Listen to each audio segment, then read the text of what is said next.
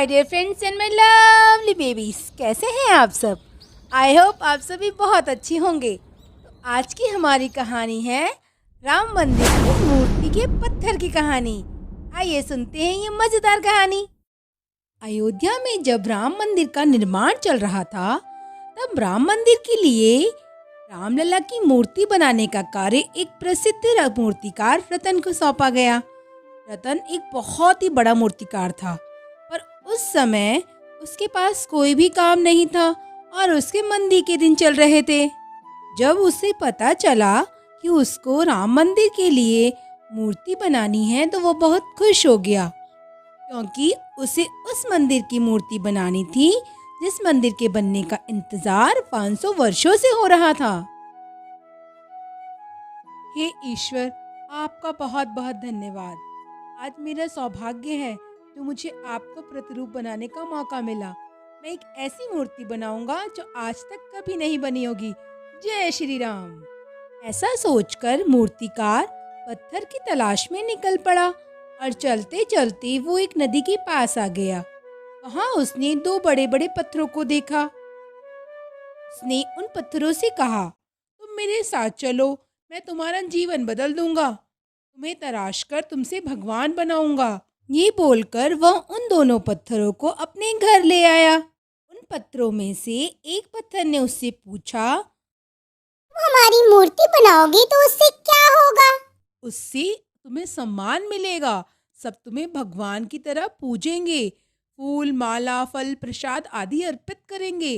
राजा रंक मंत्री सब तुम्हारे सामने हाथ जोड़कर खड़े रहेंगे। अरे वाह, फिर तो जल्दी से मुझे मूर्ति बना दे ओ मूर्तिकार, और बना दे मुझे भगवान।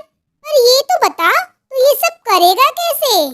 देखो, मैं तुम पर छेनी हथौड़ी चलाऊंगा, काट छांट करूंगा, तुम पर प्रहार करूंगा और धीरे धीरे तुम्हारा रूप परिवर्तित करके तुम्हें भगवान के रूप में परिवर्तित कर दूंगा।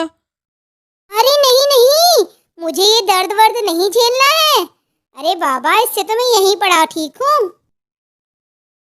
इस तरह पहले पत्थर ने मूर्तिकार को मना कर दिया।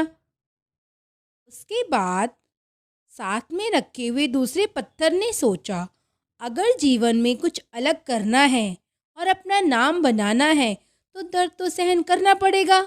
और फिर वह मूर्तिकार से बोला, हे प्यारे मूर्तिकार, तुम मुझसे मूर्ति बनाओ। मुझ पर जितनी काट छाट करनी है उतनी करो। जैसे भी तुम काम करना चाहते हो वैसे करो। मैं मूर्ति बनने के लिए तैयार हूँ। ये मेरा सौभाग्य होगा कि मैं तुम्हारे काम आऊँ।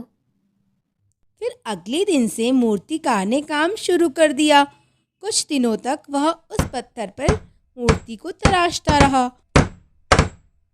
पहला पत्थर उस पत्थर को देखकर उसका मजाक उड़ाता और हंसता रहता।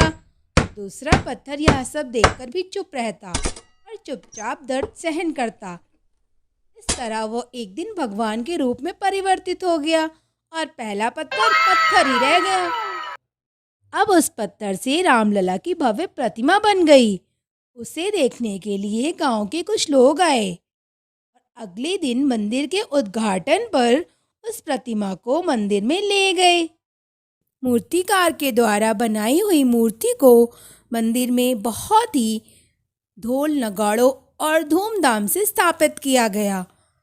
पर मंदिर के पुजारी ने फिर कहा, हमने मूर्ति तो स्थापित कर दी, पर हमें एक पत्थर और चाहिए जिस पर हम नारियल फोड़ सकें।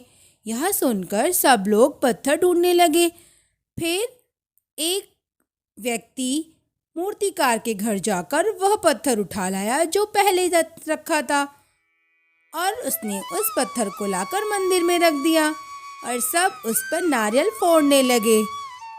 अब अगले दिन से रोज मूर्ति बने पत्थर की पूजा होती और बाहर रखे हुए पत्थर पर सब नारियल फोड़ते और पटक पटक कर उसको दर्द देते। कुछ दिन तक ऐसे ही चलता रहा। फिर पहला पत्थर मूर्ति बने पत्थर से बोला, अरे भाई, तुम्हारे तो भाग खुल गए।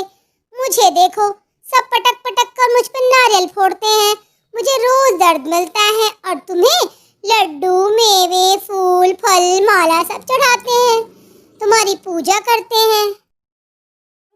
बने हुए पत्थर से आवाज आई। ये तुम्हें भी मिल सकता था। तुम संघर्ष को देखकर डर गए और इस कारण आज तुम यहाँ हो। मैंने अपने जीवन में संघर्ष को अपनाया और दर्द सहन किया, इसलिए आज मैं यहाँ हूँ। बोलो जय श्री राम। इस तरह दर्द ना सहने वाला पत्थर आज भी मंदिर के बाहर है और सब उस पर नारियल फोड़ते हैं और उसको दर्द देते हैं। और जिस पत्थर ने दर्द सहा वो आज भगवान का रूप बन गया। दोस्तों, हमें कभी भी जीवन में संघर्ष करने से घबराना नहीं चाहिए। जो वर्तमान में संघर्ष करता है उनका भविष्य उज्जवल होता है।